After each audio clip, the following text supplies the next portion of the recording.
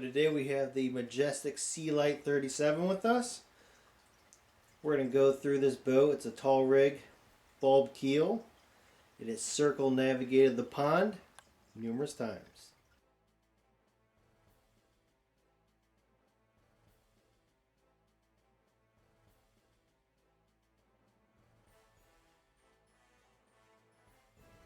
Hoister up, crew. We have more work to do. Actually, today we're going to go through a quick tutorial.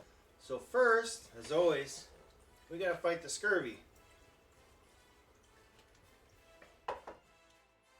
We're going to go through the different components of this Sea Lite 37 RC sailboat. It has a lot of components as a real sailboat, and so we're going to go through it and give you a basic idea of what kind of stuff's on a sailboat.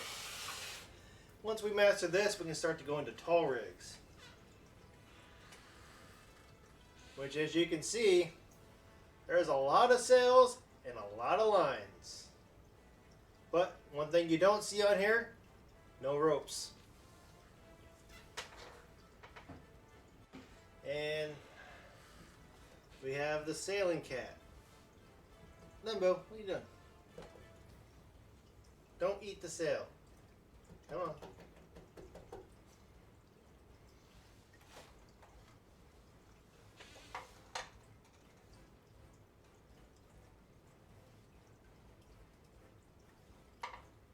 Like Godzilla, only with a cat in a sailboat.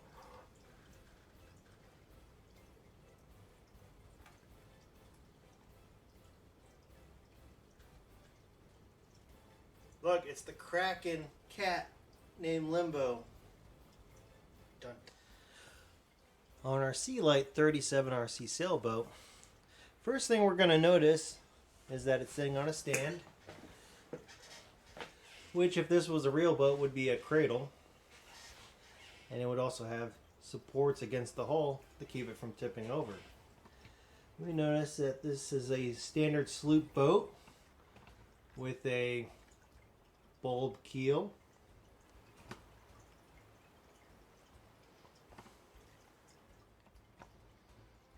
And for the size of it, is probably a tall rig. So our Sea Lite 37 is a Bermuda sloop. We can tell it's a Bermuda rig by the type of sail mainsail on the back. This is a three-sided triangle sail. And we know it's a sloop because it has one mast and two sails.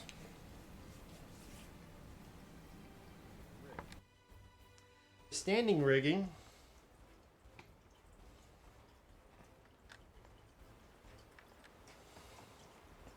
our forestay and the backstays connect to the top of the mast, making this a full rig. So let's start at the bottom. Again, here's our bulb keel. The benefits of this is we can still have stability of a full keel, but not go into the water as far. This also adds additional ballast at the end for additional leverage. This would be lighter than a full keel design with the same ballast, because we can weight the bottom without weighting the whole keel. One disadvantage would be the keel has a little bit more strain due to the additional weight of the bulb. We move to the back of the boat and we see that there's a rudder. This steers the boat. Without this, the boat would go nowhere. This is a very important feature, and a lot of blue water sailors will tell you it's always a good idea and advised to have a spare rudder. Without this, you can't even motor home. Next part of the boat, let's go up to the bow. The bow is the front of the boat. The beam is the widest section of the boat, usually at the middle.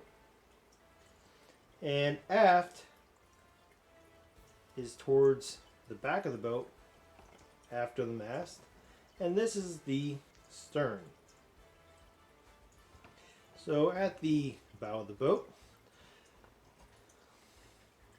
you're going to notice that we have a metal railing at the front. This is what we call the pulpit. It is for safety while you're up there, something to hold on to. Not for hanging over, like in Titanic, but safety device. Now we move to the back of the boat. The back of the boat we also have rails, is what we call the pulpit. We have a pedestal steering system. Looks to be it would have a compass mount on the top. And this is called the cockpit area. Now that we're looking at the back of the boat, you can see the gunwales more clearly. These could also be considered the backrest for the seating area on the sides. We have a swim platform also attached to the back of the boat. This backstay runs from the stern of the boat all the way up top to the masthead.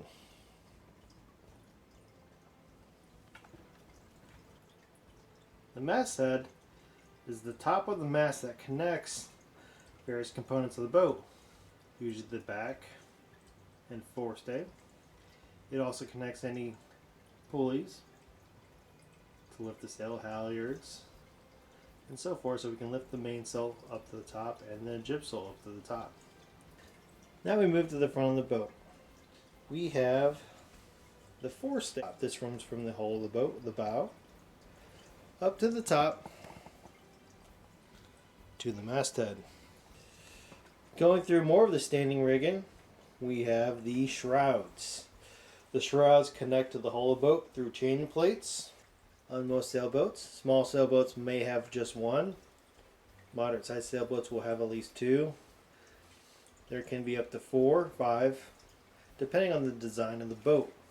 The shrouds will go up, and about midway, one will attach directly to the mast. The other shroud will go to a spreader. This will keep the mast from bowing outwards as it applies force towards the center. And then it will complete and attach at the masthead, or slightly below the masthead depending on the boat design. Features of the boat will have several cleats. This allows your boat to get tied up. These are two horned line rope around to keep the boat attached to the dock or mooring ball and such. These are placed at strategic points around the boat and usually have additional bracing to handle the load. Next at the top we have some rails. This allows you to move freely around the boat safely, gives you a grabbing point. On this boat they are metal, but oftentimes they are teak.